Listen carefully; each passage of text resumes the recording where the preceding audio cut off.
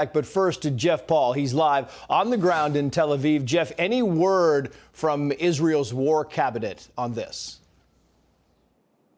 Yeah, well, we are expecting them to meet today if they haven't already. Obviously, the topic of discussion would be the strike on Iran. But it is important to point out that so far on the record, there have been no comments made by anyone within the Israeli government or within the Israeli military. And that really makes sense because when it comes to these very targeted missions, it's very rare for the Israeli government or the Israeli military to go on the record and talk about them or confirm them. But the strike alone does send a message, and namely sends the message to Iran that Israel can hit within its borders pretty much anytime it wants, anywhere it wants. Now, in terms of the specifics of this targeted strike, it's roughly 200 miles away from the capital city of Tehran in the region of Isfahan, and it's also near the Natanz nuclear facility. The site wasn't hit, but the strike appeared to target a nearby military base. Iranian state media so far has mostly downplayed the strike. They've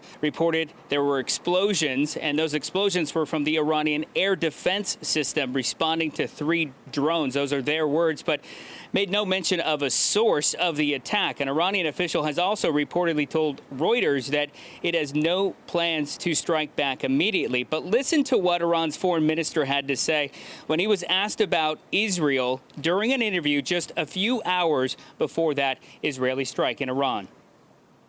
What will our maximum response be? I can only say that it will be carried out at a maximum level, and it will be regretful for them. The details have been planned by the armed forces of my country.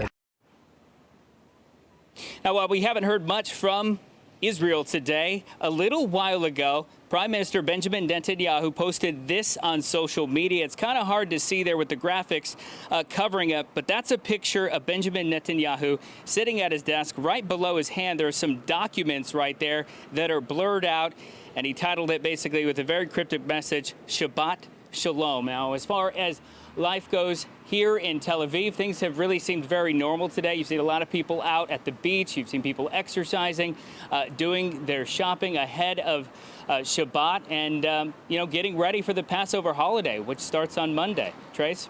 Jeff Paul live for us in Tel Aviv. Jeff, we'll get back to you as the news warrants. Thank you.